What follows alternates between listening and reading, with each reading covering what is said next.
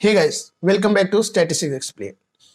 Recently Suez canal authority ने एक statement pass की है कि वो अपने फ्री पैसेजेस को फ्री ही रखेंगे और वहां पर हर कंट्री को अलाउड है अपने मिलिट्री या फिर कमर्शियल शिप्स को पास करना।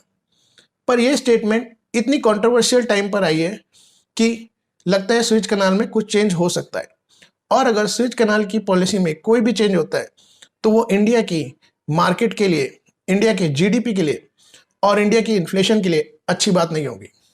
इनफैक्ट वो ग्लोबल लेवल पर भी ट्रेड को इन्फ्लुएंस कर सकता है। इजिप्ट के लोग ये नहीं चाहते कि स्विच कनाल से इजराइल के शिप्स पास हों, और इसी की वजह से कायरो में इजराइल के लोगों ने प्रोटेस्ट भी किया। इनफैक्ट ये इतनी बड़ी स्टेटमेंट बन चुकी है कि अगर स्विच कनाल पे कोई भी प्रॉब्लम आती है तो ग्लोबल लेवल पर बहुत ज़्यादा ट्रेड का इन्फ्लुएंस हो सकता है। इसकी इंपॉर्टेंस बहुत ज़्यादा है इंडिया के लिए भी।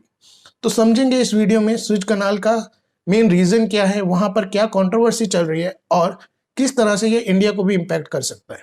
तो चलिए शुरू करते हैं।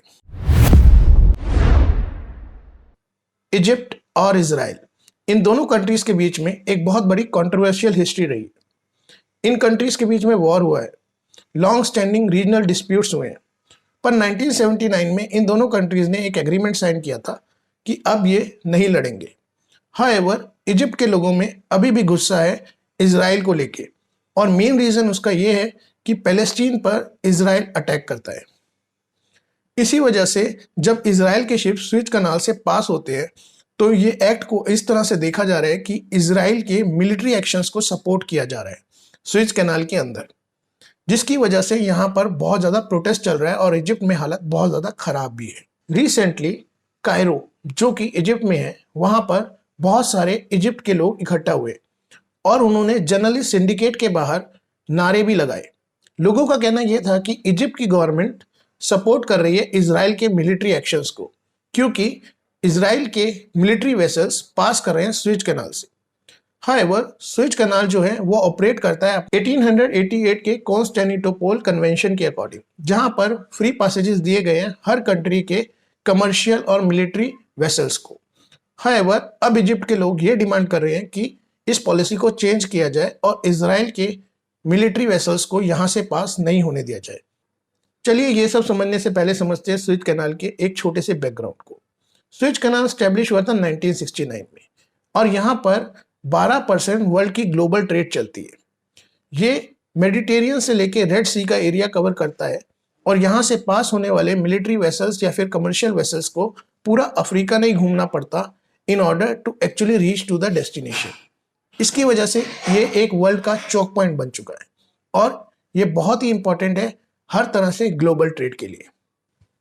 अगर हम बात करें इंडिया के कंटेक्स्ट में तो स्विच कनाल बहुत ही ज़्यादा इंपॉर्टेंट है, क्योंकि इंडिया का जो एक्सपोर्ट और इंपोर्ट का ट्रेड है वो 40% यूएस और यूरोप के साथ है, जो कि इसी स्विच कनाल से होकर जाता है।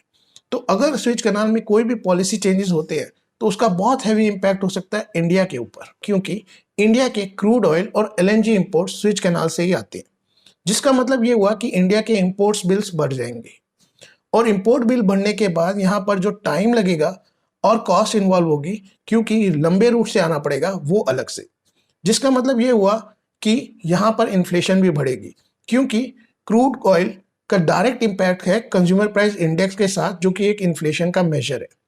अब इन्फ्लेशन और बढ़ने से और ऑयल के प्राइसेस बढ़ने से फूड और एसेंशियल कमोडिटीज के प्राइसेस भी रिलेट हो जाते हैं और उनके भी प्राइसेस इंडिया में बढ़ जाएंगे, जिसका मतलब ये हुआ कि लोअर सेगमेंट बहुत इंपैक्ट होने वाला है इंडिया के अंदर, क्योंकि उनकी डिस्पोजेबल इनकम तो पहले से ही कम होती है और इन्फ्लेशन बढ़ने के बाद और भी ज़्यादा कम हो जाएगी। इस चीज़ का सबसे बड़ा एग्जाम्पल है 2021 का, जहां पर स्विच कनाल के अंदर एक शिप फंस गई थी।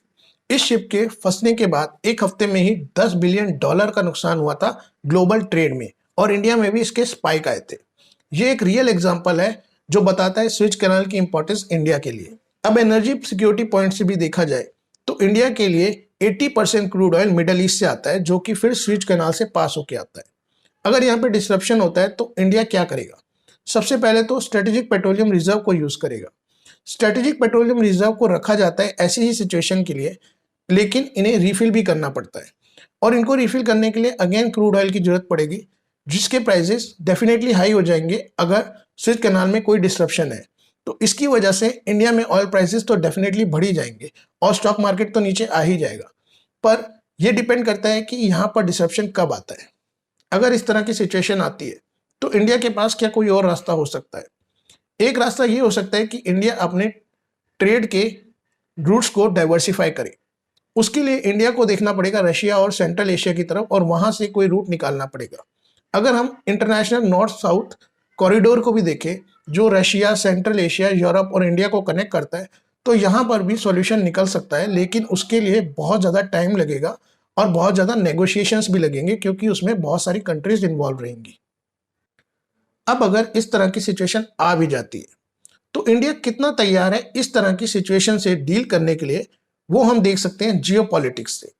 जियोपॉलिटिक्स में इंडिया का क्या रिलेशन रहा है मिडल ईस्ट के साथ, वो हम मीना रीजन में देख सकते हैं।